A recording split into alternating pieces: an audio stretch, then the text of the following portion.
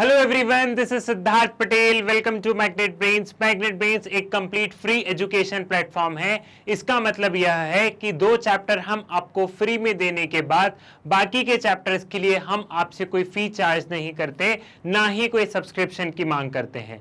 इसके साथ साथ मैग्नेट ब्रेन्स पर आपको तमाम तरीके के कॉम्पिटिटिव एग्जामिनेशन के वीडियोस भी बिल्कुल फ्री ऑफ कॉस्ट मिलते हैं, जैसे कि CUET के भी वीडियोस आपको, कॉमन यूनिवर्सिटी एंट्रेंस टेस्ट के भी वीडियोस आपको बिल्कुल free of cost magnet brains पर अवेलेबल है।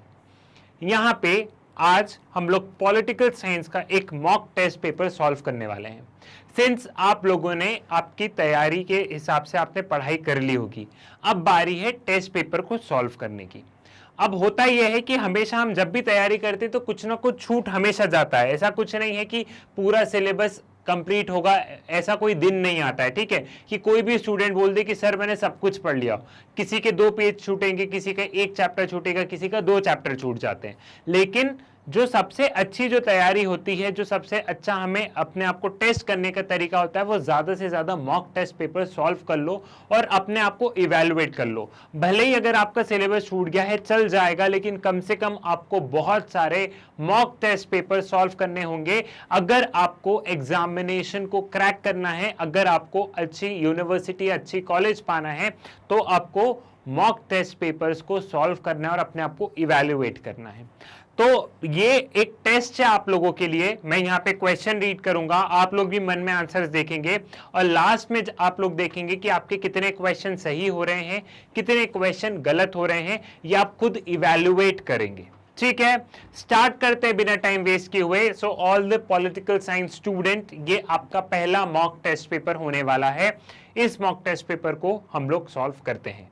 पहला सवाल आपके स्क्रीन पर ये रहा। ठीक है, पहला क्वेश्चन क्या है? Which among the following statement about the cold war is wrong. यहां पे कौन सा कोल्ड वार से रिलेटेड स्टेटमेंट गलत है, रॉन्ग। ठीक है, अब हम लोग यूजुअली पेपर में क्या करते हैं, हम लोग करेक्ट, इनकरेक्ट, करेक्ट, कुछ टिप्स मैं आप लोगों को देते जाऊंगा। प्लीज आपको इन टिप्स को बहुत ध्यान से समझना है।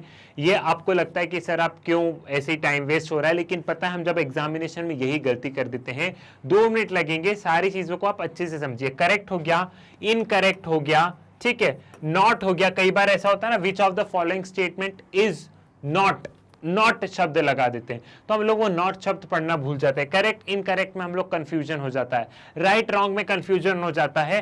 तो आपको क्वेश्चंस बहुत ध्यान से पढ़ना है, क्वेश्चंस बहुत ध्यान से आपको यहां पे समझना है।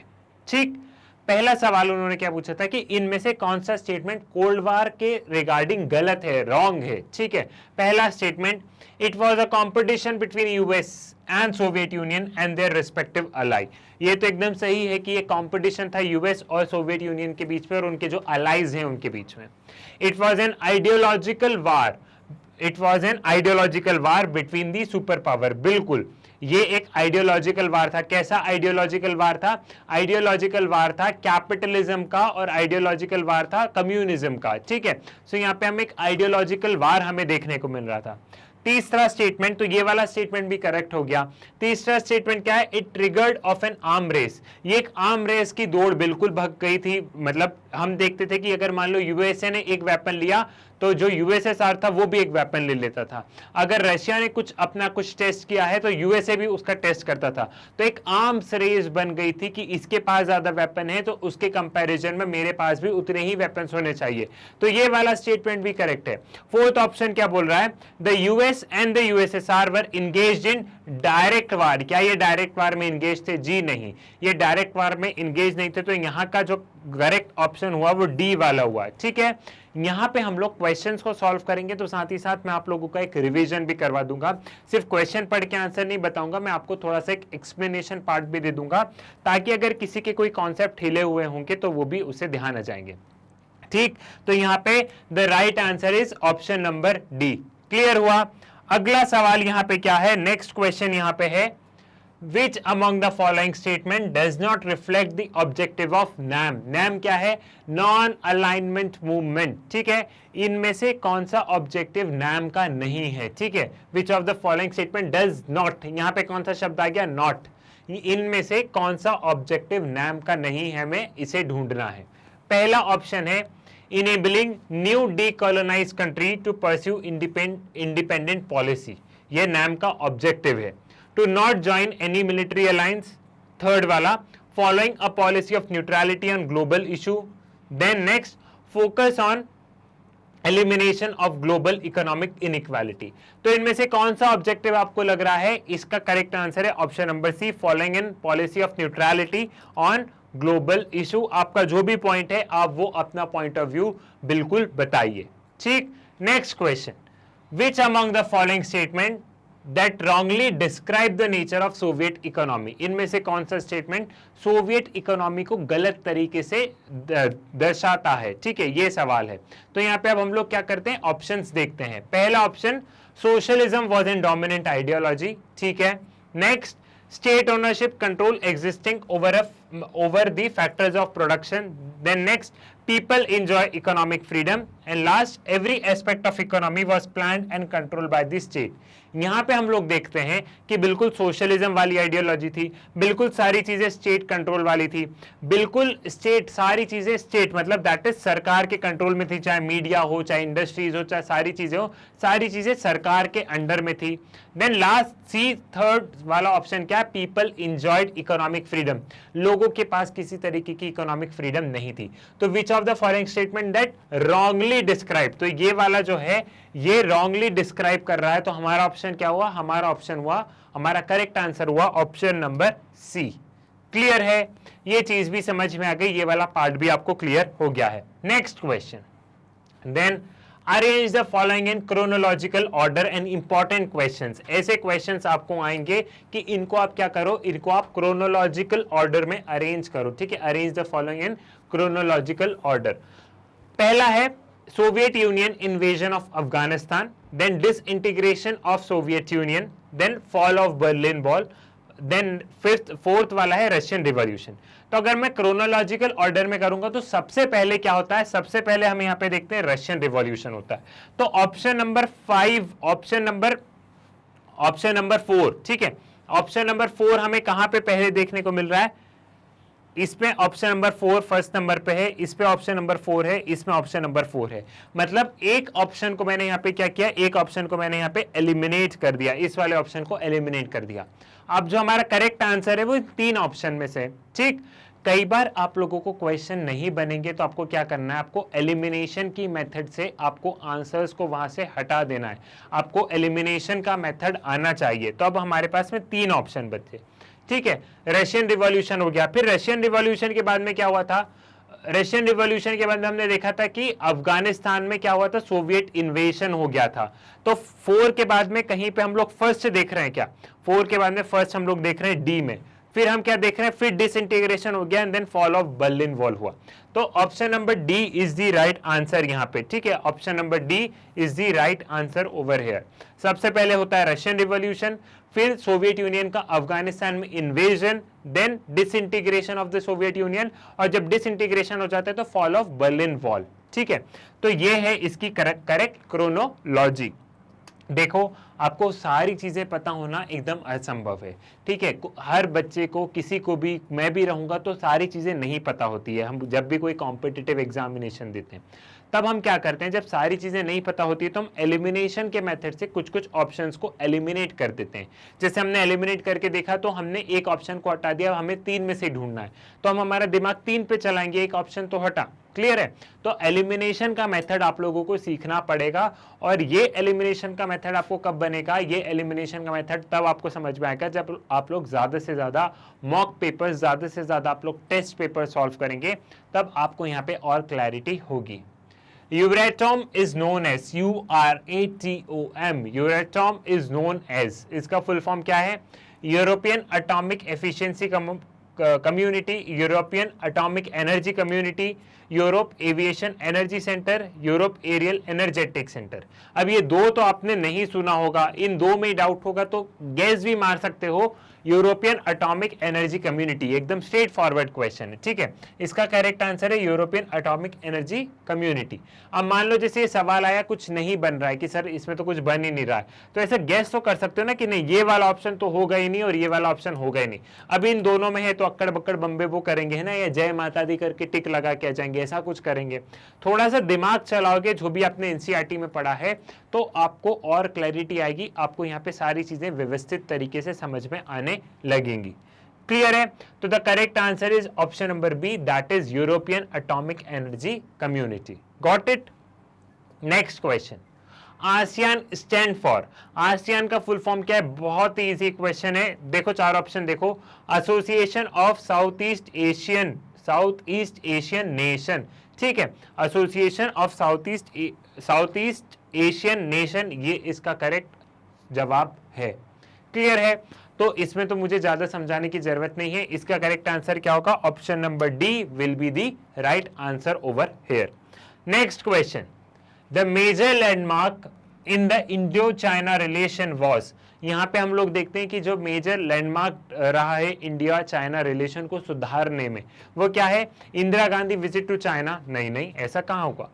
अटल Bihari Vajpayee visit to China, Hu Jintao's visit to India, then Rajiv Gandhi visit to the China. Rajiv Gandhi visit to the China, क्योंकि हमारे वार के बाद में जब हमारे रिश्ते चाइना से सुधारे गए थे तो पहली पहल यहीं से हुई थी। तो Rajiv Gandhi visit to the China को एक बहुत हम लोग बोलते हैं एक लैंडमार्क मानते हैं हमारी फॉरेन पॉलिसी और हमारे चाइना के साथ में रिश्ते सुधारने का। सो the correct answer is option number D. ठीक, एकदम एनसीईआरटी से क्वेश्चन उठाया गया है, हूबहू क्वेश्चन एनसीईआरटी से उठा लिया गया है। Next question, in Nepal there was a violent conflict between the armed forces of the king and, अब नेपाल में हम लोगों ने देखा एक violent conflict हुआ था किंग के बीच में, between in Nepal there was a violent conflict between armed forces of the king, जो किंग की जो आर्मी थी और उसके साथ में Maoist gorillas, political activist, people representative, armed military forces. Of course Maoist gorillas, ये भी कहां पे है? ये हमने जो साउथ एशिया वाला जो चैप्टर पढ़ रहे थे, contemporary south Asia in the contemporary world वाला, उसमें साफ साफ लिखा है कि इन लोगों ने वॉयलेंट रिवॉल्यूशन किया था नेपाल में जब डेमोक्रेसी के बारे में बार बार मांग उठ रही थी। तो ये जो माओइस्ट ग्रुप था इन्होंने क्या किया? इन्होंने डायरेक्ट यहाँ पे वॉयलेंट रिवॉल्यूशन की बात की गई थी। तो correct answer is option number 8, option number, question number 8 का ऑप्शन नंबर ए। क्लियर है? Next question, Maoist means a terrorist group, a secret society, freedom fighter, communist who believe in the ideology of Mao. अब ये किसी को नहीं पता होगा तो वो भी देखो माओ, MAO, और माओइस्ट में भी क्या है? MAO। ठीक है, वैसे तो आप में से बहुत सारे लोग इसका आंसर जानते होंगे, लेकिन अगर किसी को नहीं भी पता है तो वो कैसे करेगा? वैसे लिंक कर लेगा ना कि माओ कुछ सेम दिख रहा है। तो Maoist means a communist group who believe in the ideology of Mao. Mao कहाँ के थे? माओ थे चाइना के माओ जेडोंग। क्लियर है? तो इसमें option number D is the right answer. Next question, the country that is Bhutan biggest source of development aid is, इनमें से कौन सी कंट्री भूटान को सबसे ज्यादा एड देती है, सबसे ज्यादा रुपए देती है उनके डेवलपमेंट के काम के लिए? तो कौन सी कंट्री है? USA, Russia, India, Maldives. Of course it is India. So option number C, India is the correct answer. Option number C, India is the correct answer over here. Clear है? Next question, Which of these regional organization has most developed institution? इनमें से जितनी भी regional organisation है सबसे ज्यादा developed institution किसके हैं? मतलब हम लोग देखते हैं कि लाइक यू है तो यू के अंदर बहुत सारे इंस्टीट्यूशन है, पार्लियामेंट है, अलग अलग तरीके की, like European union, atomic energy वाला भी हमने देखा, तो ऐसे अलग अलग इंस्टीट्यूशन है। वैसे ही सार्क है तो सार्क के अंदर बहुत सारे इंस्टीट्यूशन है। तो इनमें से कौन सी ऑर्गेनाइजेशन में सबसे ज्यादा डेवलप्ड इंस्टीट्यूशन है? तो ऑफ कोर्स EU एक सबसे बड़ा, EU एक सबसे सक्सेसफुल ऑर्गेनाइजेशन है जिसमें कि इंस्टीट्यूशन बहुत अच्छे से डेवलप्ड है, और EU एक बहुत ही पावरफुल ऑर्गेनाइजेशन है। ठीक, ये भी हमने कहाँ पढ़ा था? ये जब हम लोग ऑर्गेनाइजेशंस वगैरह अल्टरनेटिव सेंटर्स ऑफ पावर वाले में, ठीक है, उसमें हमने ये वाला चीज ऑलरेडी डील कर चुके हैं। Next, Which of the following is a source of insecurity? इनमें से कौन सी चीजें इनसिक्योरिटी? अब ये थोड़ा सा हॉट्स क्वेश्चन में, HOTS question in the sense higher order thinking skills question, ठीक है, हायर ऑर्डर थिंकिंग स्किल्स वाला क्वेश्चन है। Which of the following is the source of insecurity? Human rights, balance of power, global poverty, alliance building. सोचो, इस पे थोड़ा सा दिमाग लगाओ कि कौन सा एक इनसिक्योरिटी वाली चीजें हो सकती है। ऑफ कोर्स यहाँ पे पावर्टी वाली चीजें होंगी। क्यों? क्योंकि जितनी पावर्टी होगी उतना ज्यादा माइग्रेशन। फॉर एग्जांपल हम लोग देखते हैं कि जो गरीब देश रहते हैं उनकी बाउंड्री जितने भी देशों से लगी रहती है वो लोग वहां से निकल के दूसरे देश में चले जाते हैं। गरीबी रहेगी तो क्राइम रेट बढ़ेगा, ठीक है, क्योंकि इनके पास खाने के रुपए नहीं तो क्या करेंगे, चोरी ही करेंगे ना, ठीक है। तो human rights, balance of power, alliance building, ये कोई भी इनसिक्योरिटी वाली चीज नहीं, लेकिन ग्लोबल पॉवर्टी, ग्लोबल पॉवर्टी क्या है? ग्लोबल पॉवर्टी एक तरीके से it is a source of insecurity. Clear है? Next question, the example of global common is, इसमें से कौन सी चीज ग्लोबल कॉमन मतलब पूरे विश्व का है, कौन सी चीज है? गैसो pumps, gasoline pumps, giant oil refineries, बिल्कुल नहीं, ऑयल रिफाइनरीज जिस कंट्री के वो वहीं पे है। The ocean floor and chains of hotel. अब ओशन फ्लोर्स ही है जो ग्लोबल कॉमन में, मतलब ओशन इतने बड़े हैं वहां पे कोई कंट्री अपना क्लेम नहीं कर सकती कि ये ओशन मेरा है, ठीक है। आफ्टर 12 नॉटिकल माइल्स उसको कोई भी क्लेम नहीं कर सकता है। अब इंडियन ओशन इतना बड़ा है तो इंडिया क्लेम नहीं कर सकता कि पूरा इंडियन ओशन मेरा है, ठीक है। तो the correct answer is option number C, that is the ocean floor. Clear है? Next question, globalisation has lead to the flow of idea across national boundaries, state, political parties, different planets. Globalization has led to the flow of idea across national boundaries. बिना national boundary को ध्यान रखे globalisation में ideas flow हो जाते हैं। India में क्या हो रहा है, यूरोप को पता होता है, यूरोप में क्या हो रहा है, साउथ एशिया के रीजन्स को पता होता है। तो अक्रॉस द नेशनल बाउंड्रीज यहाँ पे ग्लोबलाइजेशन में आइडियाज वगैरह फ्लो हो जाते हैं, सारी चीजें आसानी से पता चल जाती है। क्लियर है? क्वेश्चन नंबर 15 पढ़ते हैं। With the globalization of market the taste and preferences of consumer worldwide are, पहला ऑप्शन क्या बोल रहा है? Becoming similar to the taste and preferences of American consumer, American consumer, ठीक है। दूसरा, being encouraged by multinational organization to become increasingly similar. तीसरा वाला, so different that they can be ignored by international organization. And fourth, converging upon global norm. अब ये question देखो, आप थोड़ा सा इसमें कंफ्यूज हो जाओगे। कंफ्यूज बहुत सारे बच्चों को लगेगा कि ऑप्शन नंबर ए सही हो सकता है। ऑप्शन नंबर ए क्या बोल रहा है? ए सही नहीं है, लेकिन तो भी ऑप्शन नंबर ए क्या बोल रहा है? Becoming similar to the taste and preferences of American consumer. क्या हमारा टेस्ट और प्रेफरेंसेस अमेरिकन कंज्यूमर के सिमिलर हो रहे हैं? जी नहीं, हमारे जो टेस्ट एंड प्रेफरेंसेस है वो converging upon the global norms. जो भी ग्लोबल नॉर्म्स है, मतलब जो भी हम वेस्टर्नाइजेशन वगैरह दिख रहे हैं, सिर्फ अमेरिकन नहीं, सिर्फ अमेरिकन के कंज्यूमर के जैसे नहीं हो रहे, ग्लोबल नॉर्म्स पे कि एक ग्लोबल नॉर्म्स एक ज्यादा अच्छा स्टेटमेंट है comparable to this. So the correct answer over here is option number D, that is converging upon global norms. Clear है?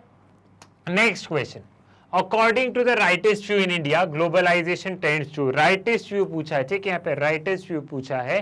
Globalisation tends to benefit the weaker section of the society, बिल्कुल नहीं। Divide the state into rich and poor, नहीं। Weakens the state, reduce political party competition, weakens the state.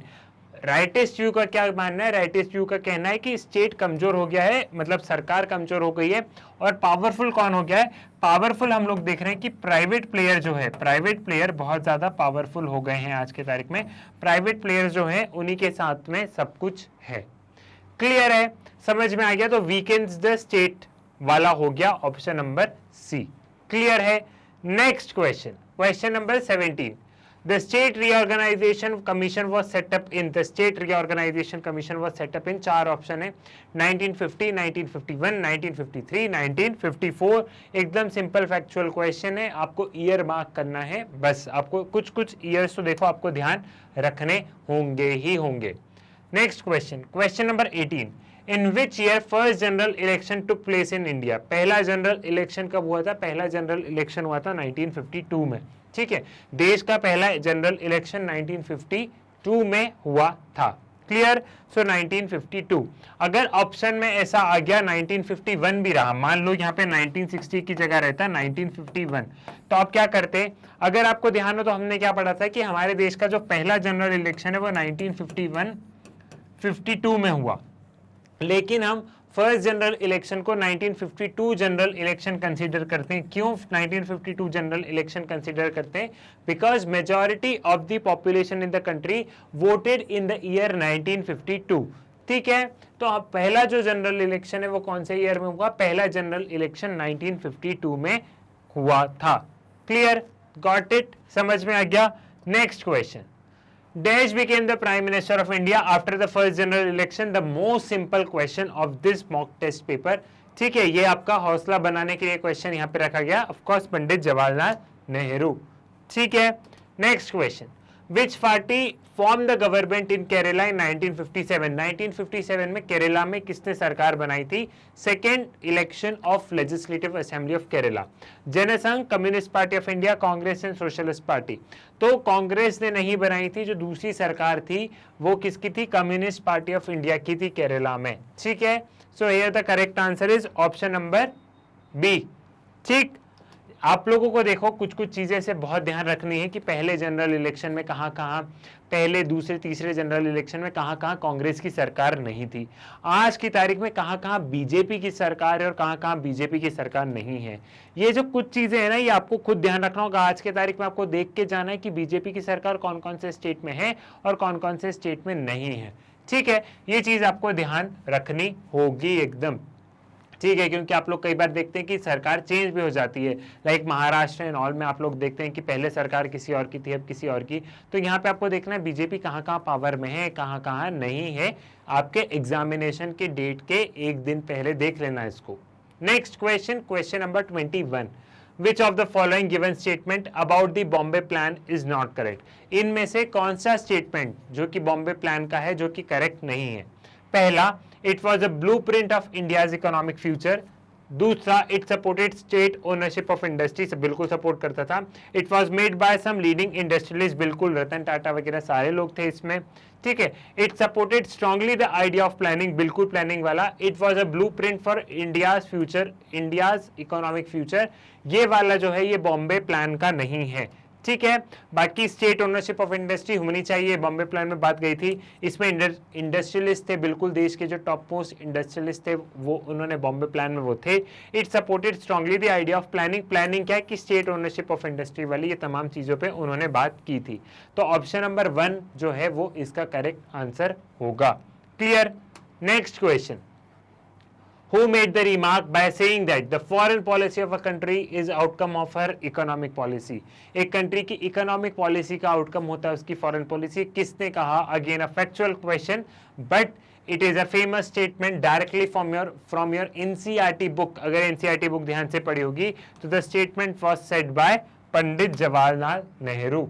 Clear है कि एक देश की जो इकोनॉमिक पॉलिसी होती है उसी के अकॉर्डिंग, लाइक अगर आप लोग देखेंगे बहुत सारी कंट्री की कैपिटलिज्म की पॉलिसी है, तो सारी कैपिटलिस्ट कंट्री आपस में मिलजुल के रहती है, आपस में उनका तालमेल रहता है। तो जो एक देश की इकोनॉमिक पॉलिसी होती है वो कहीं ना कहीं उस देश की फॉरेन पॉलिसी को बहुत हद तक डिटरमाइन करती है। क्लियर, समझ में आ गया। Next question, the grand alliance was formed by non-communist, non-Congress party, had a clean political ideological program, was formed by all non-Congress party, all of the above. क्या होगा इसका जवाब? इसका जवाब होगा was formed by non-communist and non-Congress party। जो communist और कांग्रेस थी वो दोनों साथ में मिलकर सरकार बना रही थी। ठीक है, तो was formed by non-communist and non-Congress party। The Grand Alliance was formed by non-communist and non-Congress party और इनका एकदम clean political and ideological program पे बेस्ड था। Was found by all non Congress party, ये बिल्कुल नहीं, ऑल ऑफ द अबव भी नहीं हो सकता। So the correct answer is the grand alliance was found by non communist, non Congress parties. Clear है। Next question, prime minister Pandit Jawaharlal Nehru passed away in, Pandit Jawaharlal Nehru passed away in a factual question. यहाँ पे आपको year पता है 1964 में हुए हैं, तो ये तो नहीं हो सकता। ठीक है, अब फैक्चुअल क्वेश्चन ऐसा नहीं कि बहुत ज्यादा फैक्चुअल क्वेश्चन पूछे जाएंगे, लेकिन तो भी एक दो क्वेश्चन फैक्चुअल क्वेश्चन पूछने की उम्मीद की जा सकती है। ठीक है, तो पंडित जवाहरलाल नेहरू वॉज पास इन मे 1964। अब देखो इतना आप लोग मंथ वगैरह याद नहीं रख सकते, उसको तो याद मत रखना, लेकिन स्पेशली आप लोग ईयर जरूर ध्यान रखेंगे। ठीक है, आप लोग ईयर जरूर ध्यान रखेंगे। Got it. Next question, who was the president at the time of Nehru's demise? Who was the Congress president? Nehru के जब नेहरू की डेथ हो जाती है, ठीक है, नेहरू के डिमाइज के वक्त कौन उस समय कांग्रेस के प्रेसिडेंट होते हैं? के कामराज, लाल बहादुर शास्त्री, एस के पाटिल, मोरारजी देसाई। के कामराज वॉज द प्रेसिडेंट। के कामराज थे उस समय के president. Again a word clearly mention in the NCERT. Got it. Next question, find from the following which is not odd one put in the context of proclamation of emergency। ठीक है, इनमें से कौन सा ऑड वन आउट है regarding emergency? ठीक है, emergency लगाने के पीछे इनमें से कौन सा ऑड वन आउट है? कॉल फॉर टोटल रिवॉल्यूशन, नहीं, इसका तो इमरजेंसी से अच्छा खासा लेना देना है। रेलवे स्ट्राइक 1974, इसका भी इमरजेंसी से लेना देना है। Then third, Naxalite movement. Fourth, the Allahabad high court verdict, तो इसका भी इमरजेंसी से लेना देना है, इसका भी इमरजेंसी से लेना देना है, इसका भी इमरजेंसी से लेना देना है, लेकिन नक्सलाइट मूवमेंट का इमरजेंसी से कुछ लेना देना नहीं है। तो यहाँ पे ऑड वन आउट क्या हुआ? यहाँ पे ऑड वर्ड आउट हुआ option number C. Option number C, that is the Naxalite movement, ये यहाँ पे ऑड वन आउट हो गया। क्लियर? Got it. अब ये जो सवाल था ये क्या था? ये आपकी अंडरस्टैंडिंग पे बेस्ड क्वेश्चन था। Next question, in which year was the internal emergency declared by Indira Gandhi? That is 1975। second most important question, 1975 में emergency declare कर दी गई थी। In which state was a Navnirman movement started? Navnirman movement कहाँ पे start हुआ था? Navnirman movement क्या था? ये बेसिकली जो करप्शन वगैरह हो रहे थे उसके खिलाफ एक प्रोटेस्ट था, स्टूडेंट्स वगैरह का मूवमेंट था ये, जो कि गुजरात में स्टार्ट हुआ। और आपको पता है उस समय जो गुजरात में कांग्रेस की सरकार थी, कांग्रेस की सरकार गिर गई और फिर वहां पे वापस से इलेक्शन हुए। ये आज़ादी के बाद का ये पहला मूवमेंट था जहाँ पे प्रोटेस्ट के जरिए एक जो इलेक्टेड गवर्नमेंट थी उसको स्टेप डाउन करना पड़ा और दूसरी गवर्नमेंट बनी। तो नवनिर्माण मूवमेंट कहाँ पे? गुजरात में स्टार्ट हुआ, गुजरात से स्टार्ट हुआ। नवनिर्माण मूवमेंट की मैंने आपको हिस्ट्री भी बता दी, 1974, 1973, 1974 का ये मूवमेंट है। क्लियर? समझ में आ गया? सो the option is option number A, that is Gujarat. Next question, ये थोड़ा सा आया थोड़ा आपका दिमाग पे जोर लगाने वाला क्वेश्चन। ठीक है, Which of the following were used by US to establish its hegemony over the world? इनमें से यूएस के द्वारा क्या, which of the following were used by US to establish its hegemony over the world? यहाँ पे US के द्वारा कौन कौन सी चीजें यूज की गई है टू establish its hegemony? ठीक है, पहला है मिलिट्री डोमिनेशन, बिल्कुल। दूसरा है इकोनॉमिक पावर, ठीक है। तीसरा है political cloud, fourth is cultural superiority and fifth is establishment of dictatorship. तो यहाँ पे आपको ऑप्शन दे दिया लाइक 1 2 3 2 3 4 1 2 3 4 1 3 एंड 4। तो हमें यह देखना है कि इन 5 ऑप्शन में से कौन सी चीजें यूएस ने यूज की है अपनी हेजेमनी स्टैब्लिश करने के लिए। तो अगर मैं एलिमिनेट करूं तो डिक्टेटरशिप का यूएसए से कुछ लेना देना है नहीं। तो जहां जहां हमें ऑप्शन 5 दिख रहा है, क्या कहीं पे आपको ऑप्शन 5 दिख रहा है? कहीं पे ऑप्शन 5 नहीं दिख रहा है, ठीक है। बाकी मिलिट्री डोमिनेशन, बिल्कुल यूएसए ने मिलिट्री डोमिनेशन तो किया है, तो मिलिट्री डोमिनेशन होगा। इकोनॉमिक पावर भी, पॉलिटिकली भी डेमोक्रेसी को प्रमोट करना, कल्चरल सुपियोरिटी भी, बर्गर वगैरह, वेस्टर्नाइजेशन। तो 1 2 3 4 वाला कोई ऑप्शन नजर आ रहा है क्या हमें? 1 2 3 4 ऑप्शन नंबर सी हमें यहाँ पे नजर आ रहा है। तो यहाँ पे करेक्ट आंसर क्या होगा? करेक्ट आंसर होगा ऑप्शन नंबर सी, ठीक है। Correct answer is option number C. Got? ठीक है। Now next question, who dominated the politics in Sri Lanka after 1948? 1948 जब श्रीलंका दैट इज द साइलोन को जब वहां पे आजादी मिली तो किसने वहां पे पॉलिटिक्स को डोमिनेट करके रखा है उसे देखना है। पहला सवाल, forces that represent the interest of majority Sinhala community, Tamil people of Sri Lanka, LTTE, and there was no party और कम्युनिटी डोमिनेट एट ऑल। ये वाला ऑप्शन गलत है। LTTE LTE भी नहीं हो सकता। तमिल पीपल ऑफ श्रीलंका बिल्कुल इन्होंने कहाँ डोमिनेट करके रखा? जिन्होंने पॉलिटिक्स को डोमिनेट करके रखा वो सिन्हलास कम्युनिटी ने डोमिनेट करके रखा, उन फोर्सेस ने डोमिनेट करके रखा जो कि सिन्हला कम्युनिटी के इंटरेस्ट को दिखाती थी, बिकॉज सिन्हला मेजॉरिटी में है श्रीलंका में, और जो तमिल्स हैं वो क्या है, वो माइनॉरिटी में वहां पे। और LTTE जो है ये इन्हीं का, एक Tamil people of the Sri Lanka का ये ग्रुप था जो कि इनके खिलाफ लड़ रहा था कि हमारे पास उतने अधिकार नहीं है, सारे अधिकार सिन्हला कम्युनिटी लेके चली गई। तो अगर हम लोग देखें तो किसने डोमिनेट करके रखी है पॉलिटिक्स ऑफ श्रीलंका? वो करके रखी है यहाँ पे option number A, that is Sinhala community ने। So the option A is the correct answer, option number A is the correct answer over here. Next question, Which political party was joined by BP Mandal in 1977? कौन सी political party को BP Mandal ने join किया था? Bahujan Samajwadi party, Congress party, Rashtriya Swayamsevak Sangh, Janata party. Of course Janata party, Janata party में। ठीक है, अगला सवाल, the reason for 2002 Gujarat riots war, जो 2002 में जो गुजरात में जो दंगे हुए थे उसका कारण क्या है? पहला, earthquake relief was provided by the centre, कोई अर्थक्वेक रिलीफ सेंटर ने प्रोवाइड की? बिल्कुल नहीं, हो ही नहीं सकता। A bogie of train returning from Ayodhya carrying kar sevak was set on fire, एक ट्रेन अयोध्या से आ रही थी जिसमें कर सेवक वगैरह थे, उस ट्रेन की बोगी को जला दिया गया, उसकी वजह से दंगे हुए हैं क्या? या फिर डिमोलिशन ऑफ बाबरी मस्जिद, बाबरी मस्जिद का डिमोलिशन जो अयोध्या में हुआ उसकी वजह से गुजरात में दंगे हुए हैं क्या? या स्टेट इमरजेंसी? ऑफ कोर्स जो ऑप्शन नंबर बी है कि अयोध्या से एक बोगी ऑफ द ट्रेन आ रही थी कर सेवक के द्वारा, उसको जलाया गया और उसकी वजह से पूरे गुजरात में क्या हुआ, दंगे हो गए। So the option B is the right answer, option number B. ठीक, next question, the single largest party in 1996 parliamentary election was, 1996 में हम कौन सी पॉलिटिकल पार्टी के पास सबसे ज्यादा मेजॉरिटी थी? That was of course Bharatiya Janata party. Bharatiya Janata party के समय उस समय सबसे ज्यादा सिंगल लार्जेस्ट पार्टी बन के उभरी थी, इनकी अपने आप में मेजॉरिटी नहीं थी, लेकिन अगर हम सबके वोट देखें कांग्रेस से भी ज्यादा सीटें भारतीय जनता पार्टी के पास में थी 1966 में। क्लियर? एनसीईआरटी की लाइन आपको बहुत अच्छे से पढ़नी है, सवाल आपको एनसीईआरटी में से ही बनेंगे, आपको इनकी लाइंस वगैरह सारी बहुत अच्छे से पढ़ना है। Question 34, which of the following is a true statement about the impact of globalisation?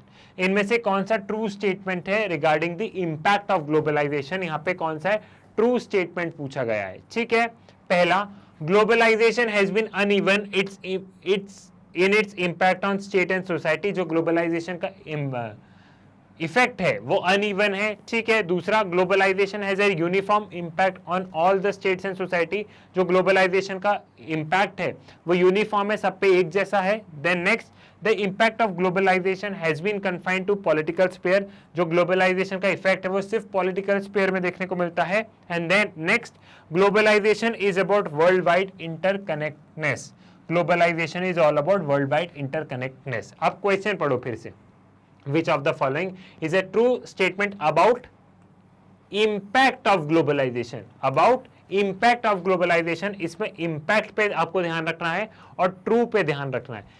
Globalisation के इंपैक्ट को कौन बता रहे? तो ये तो आपने ग्लोबलाइजेशन की डेफिनेशन दे दी, globalisation is world wide interconnectedness, या ये तो आपने डेफिनेशन दे दी, हम बात कर रहे हैं इंपैक्ट की। तो इंपैक्ट में ये रहे इंपैक्ट के स्टेटमेंट।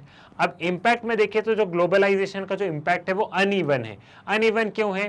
कि ग्लोबलाइजेशन ने किसी कंट्री को फायदा किया, जैसे अमेरिका, यूरोप, और किसी किसी कंट्री को, लाइक जो अंडर डेवलप कंट्री थी उनके लिए नुकसान वाला रहा है। अमेरिका को ज्यादा फायदा पहुंचा है ग्लोबलाइजेशन से कंपेयर अफ्रीका से। तो जो ग्लोबलाइजेशन के जो इंपैक्ट है वो अनइवन देखने को मिले हैं। It is also a line of NCERT.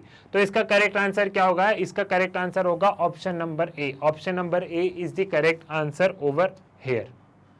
Clear है? Next question, which one of the following statement about the Berlin wall is incorrect? Berlin wall से रिलेटेड कौन सा स्टेटमेंट यहाँ पे इनकरेक्ट है, हमें उसे देखना है। पहला, it symbolized a division between capitalist and communist world. It was built immediately after the Second World War. Then third, it did not make the unification of two parts of it did not mark the unification of two parts of Germany. It was broken by the people on 9th November 1989. It did not mark the unification of two parts of Germany. कौन सा statement Berlin wall से related गलत है? So it did not mark the unification of two parts of Germany, ये वाला statement इसका incorrect है। बाकी सारे जो बर्लिन वॉल के स्टेटमेंट है वो कहीं ना कहीं क्या है, वो कहीं ना कहीं सारे सही हैं, वो सारे सही हैं। ठीक, next question, in which year the organisation for European economic cooperation was established. European economic cooperation कौन से ईयर में? 1948 में हुआ था। यूरोपियन यूनियन, आसियान, ब्रिक्स को अच्छे से पढ़ के जाना है आप लोगों को, ठीक है। यूरोपियन यूनियन, आसियान और ब्रिक्स को आपको अच्छे से पढ़ के जाना है। यहां से आपको फैक्चुअल क्वेश्चन बनेंगे, तो प्लीज आपको ये खासकर मेंबर नेशन, अब आपसे ऐसे पूछ लिया जाता है कि कंट्री के नाम लिख दें और which of the following are not the member of ASEAN, ऐसे करके भी क्वेश्चन आ सकता है, ठीक है। तो आपको कंट्रीज के नेम भी ध्यान रखना है। Question number 37, which among the following statement about the Lal Bahadur Shastri is not correct. Lal Bahadur Shastri का कौन सा स्टेटमेंट करेक्ट नहीं है? He was the country's prime minister from 1964 to 1966, सही है। He participated in freedom movement since 1930, सही है। He gave the famous slogan जय जवान जय किसान। He has signed the Shimla Agreement on 10 January 1966। Shimla agreement किसने साइन किया था? शिमला एग्रीमेंट इंदिरा गांधी ने साइन किया था, लाल बहादुर शास्त्री ने साइन नहीं किया। तो ऑप्शन नंबर डी जो है ये यहाँ का करेक्ट आंसर होगा। Option number D is the correct answer. Clear, समझ में आ गया? Next question, which of the following statement is are correct with regard to European Union. European Union से रिलेटेड कौन सा स्टेटमेंट या कौन से स्टेटमेंट्स यहां पे सही है? European union, the EU over the time has turned from economic union to a political one। बिल्कुल, यूरोपियन यूनियन इकोनॉमिक यूनियन से पॉलिटिकल बन गया है, अब उनके कॉमन पार्लियामेंट वगैरह है। दूसरा, the attempt to European union to have its own constitution has failed। बिल्कुल, कई बार एक कॉन्स्टिट्यूशन लाने की कोशिश की जो कि पूरे EU पे लागू होगा, लेकिन वो फेल हुआ है। ये वाला स्टेटमेंट भी सही है, ये वाला स्टेटमेंट भी सही है। Now it has its own flag, anthem, founding date and currency, ये वाला स्टेटमेंट भी सही है कि यूरोपियन यूनियन का खुद का फ्लैग है, एंथम है, फाउंडिंग डेट है, करेंसी, ये वाला भी सही है। तो इनमें से कौन सा स्टेटमेंट करेक्ट है यूरोपियन यूनियन से रिलेटेड? तो ऑल ऑफ द अबव, ये सारे स्टेटमेंट यूरोपियन यूनियन से रिलेटेड एकदम सही है यहाँ पे। नेक्स्ट क्वेश्चन पे बढ़ते हैं। Which country is not considered as a part of South Asia region. इनमें से कौन सी कंट्री को हम साउथ एशिया रीजन का पार्ट नहीं मानते? Nepal, Bangladesh, China, Sri Lanka. Of course Sri Lanka South Asia में श्रीलंका नहीं है, श्रीलंका काफी ऊपर है, श्रीलंका साउथ में नहीं है, तो साउथ एशिया का पार्ट श्रीलंका नहीं है यहाँ पे। क्लियर, समझ में आ गया? ठीक, तो C is the correct answer. Now question number 40, name the party that dominates the political affair of Maldives. Maldives की कोई पॉलिटिकल पार्टी बताओ जो कि वहां के पॉलिटिकल अफेयर्स को डोमिनेट करती है। मालदीव डिक्टेटरशिप पार्टी, ये तो पार्टी कहाँ है? मालदीव डेमोक्रेटिक पार्टी, हाँ ये वाली है। Maldives people party, Maldives majority party, जी नहीं। मालदीवियन डेमोक्रेटिक पार्टी जो है वो वहां के पॉलिटिकल अफेयर को कंट्रोल करती है। एक और आपका होमवर्क है, आपको क्या करना है, आपको पाकिस्तान की पॉलिटिकल पार्टीज के बारे में ध्यान रखना है, ठीक है। पाकिस्तान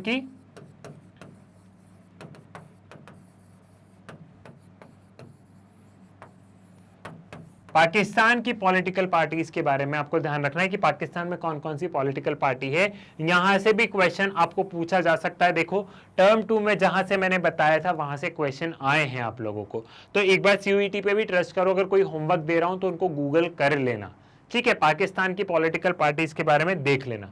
अब बारी आती है यहाँ पे कुछ सोर्स बेस्ड क्वेश्चन, कुछ टेक्स्ट बेस्ड क्वेश्चन को पढ़ने की, जिसमें कि एक पैराग्राफ दिया है और इस पैराग्राफ से रिलेटेड हमसे सवाल पूछे जाएंगे, ठीक है, एक अनसीन पैसेज टाइप में।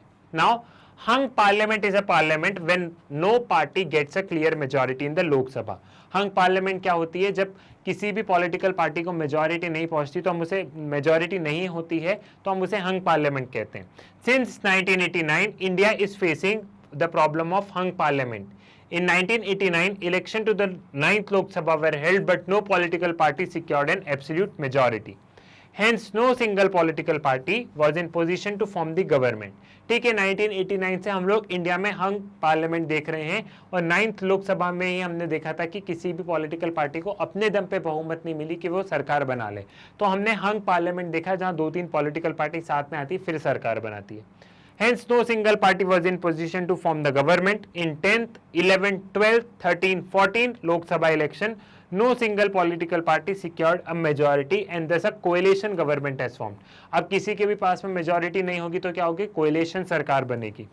After the 10th and 11th and 12th Lok Sabha election, the government was weak and unstable. ठीक है, यहाँ पे हमने देखा कि गवर्नमेंट वीक थी और अनस्टेबल थी। ठीक, but after 13 Lok Sabha election, coalition government NDA was led by Shri Atal Bihari Vajpayee and it completed full 5 years. ठीक है, फिर 13 लोकसभा जो इलेक्शन थी वो अटल बिहारी वाजपेयी जी का टेन्योर था।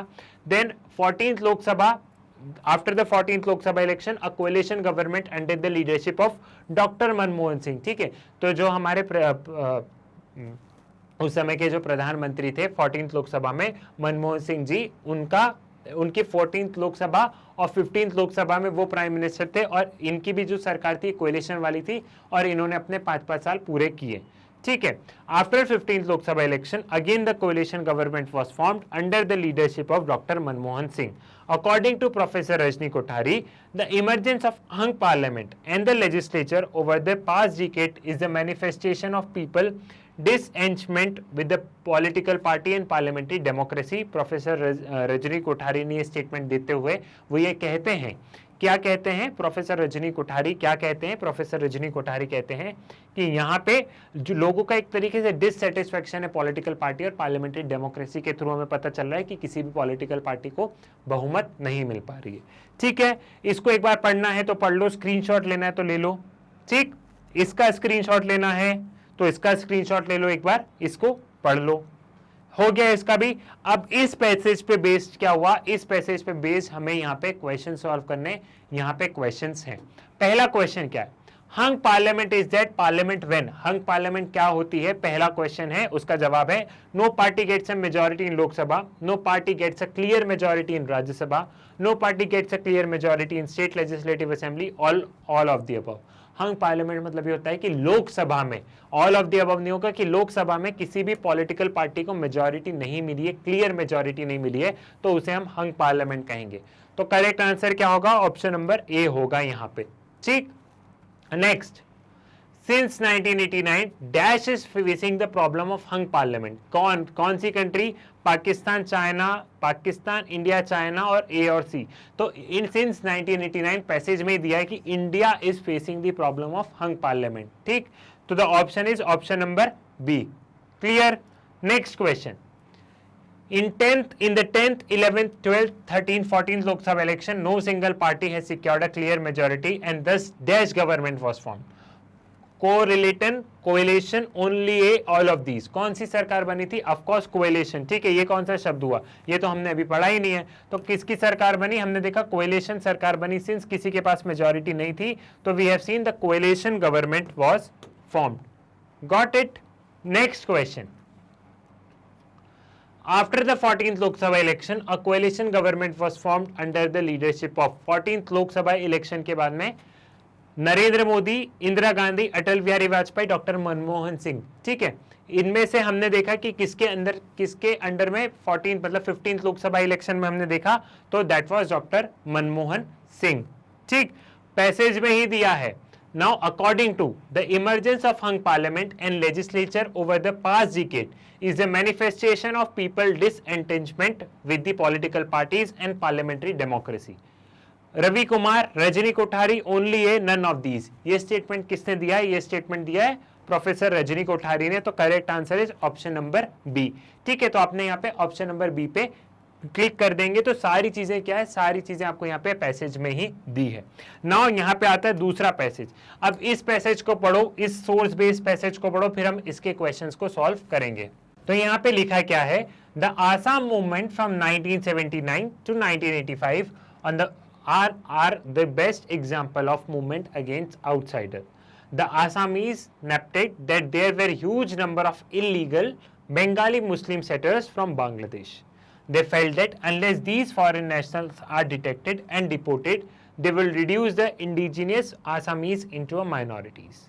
There were other economic issues too.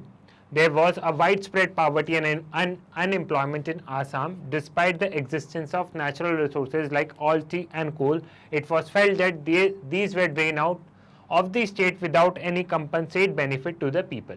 अब यहाँ पे बेसिकली देखो क्या बताया गया है कि जो आसाम में एक मूवमेंट था, इसका मैं एक हिंदी में समरी बता देता हूँ, आपने रीड कर लिया कि आसाम में एक मूवमेंट एक तरीके से चला था।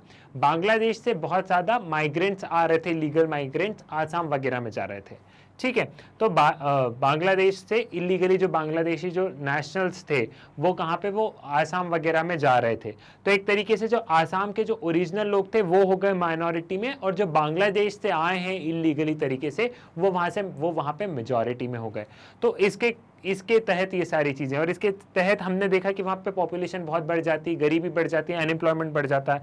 आसाम जहाँ की टी और कोल रिजर्व बहुत ज़्यादा है, उसके बावजूद भी वहाँ के लोगों का डेवलपमेंट नहीं हो पा रहा। तो ये पूरा इश्यूज यहाँ पे समझाया गया है। Totally lines are taken from NCERT।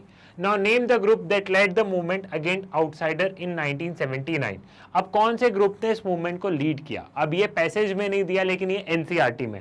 ऐसा भी कई बार हो सकता है कि पैसेज के कुछ 2-3 क्वेश्चन ऐसे आ जाए जो कि डायरेक्ट पैसेज में नहीं हो लेकिन NCERT से उससे रिलेटेड हो।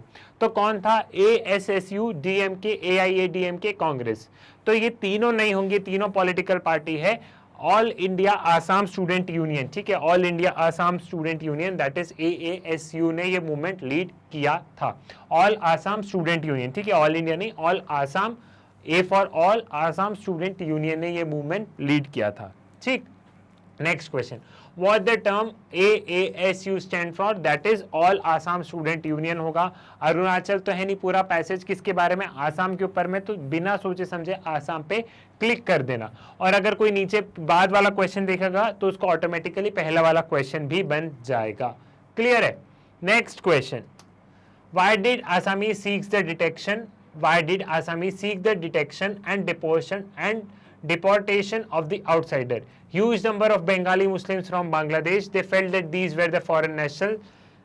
They will reduce the indigenous Assamese into minorities, and fourth is all of the above। तो इसका आंसर क्या होगा? all of the above होगा, क्योंकि यहाँ पे ये तमाम तरीके की प्रॉब्लम्स हो रही थी।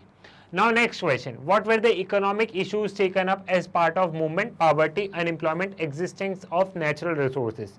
तो यहाँ पे poverty और unemployment हमें दोनों देखने को मिल रहा था। क्लियर? पहले दो क्वेश्चन ही ऐसे थे जो कि बहुत समस्या दे रहे थे। The Assam movement was taken place in 1979 to, और ये थर्ड वाला क्वेश्चन भी नहीं है, दैट इज 1985 तक ये मूवमेंट चला था। सो ये थी पूरी की पूरी, यहाँ पे क्या थी? पूरी की पूरी एक कहानी थी। कौन सी कहानी? ये पूरी की पूरी कहानी थी एक मॉक टेस्ट पेपर की। तो इसी तरीके से हम और भी मॉक टेस्ट पेपर सॉल्व करेंगे। मेरी आपसे यही विनती है कि आप लोग ज़्यादा से ज़्यादा पेपर को सॉल्व कीजिए। कभी भी आपका सिलेबस पूरा नहीं हो पाएगा, कुछ ना कुछ आपका बच ही जाएगा, लेकिन ज़्यादा से ज़्यादा आप लोग पेपर सॉल्व करेंगे तो अच्छी रैंक आएगी, अच्छी यूनिवर्सिटी मिलेगी, ठीक है। ऐसे डिमोरलाइज नहीं होना है, जितनी प्रैक्टिस करोगे उतना ऑटोमेटिकली हो जाएगा। ज़्यादा रटना भी नहीं है, कॉन्सेप्ट्स पे ध्यान देना, कुछ फैक्चुअल चीज़ें रहेंगी तो क्वेश्चन सॉल्व करते करते वो दिमाग में बैठ जाएंगी, ठीक है। एकमात्र एक ही चीज बचती है, CUET में अच्छा स्कोर करना है, ज्यादा से ज्यादा टेस्ट पेपर्स आप लोग सॉल्व कीजिए। सो मैग्नेट ब्रेन्स पर CUET के सारे टेस्ट पेपर, सारा सिलेबस एकदम कंप्लीट है, वो भी बिल्कुल फ्री ऑफ कॉस्ट। और मैग्नेट ब्रेन्स पर जितने भी वीडियो हैं, चाहे वो KG से लेके 12th तक हो, कंपटीशन लेवल के हो, CUET के हो, सारी चीज़ें आपको यहाँ पे बिल्कुल फ्री ऑफ कॉस्ट मिलेगी। सो आप लोग इन वीडियोस को देख सकते हैं। मैग्नेट ब्रेन्स के बारे में बताइए अपने स्कूल, कॉलेज, ट्यूशन भाई बहनों को बताइए। वीडियो को लाइक कीजिए, चैनल को सब्सक्राइब कीजिए। साथ ही साथ यूट्यूब पर वीडियो नहीं मिल रहे हैं तो आप लोग वेबसाइट से, मैग्नेट ब्रेन्स की जो वेबसाइट है, ये आप लोग मैग्नेट ब्रेन्स का ऐप डाउनलोड कर सकते हैं प्ले स्टोर से, वहां से भी आप इन वीडियोस को एक्सेस कर सकते हैं। सो मुलाकात होगी आपसे नेक्स्ट वीडियो में। नेक्स्ट वीडियो में हम लोग दूसरा मॉक टेस्ट पेपर सॉल्व करेंगे। तब तक के लिए धन्यवाद।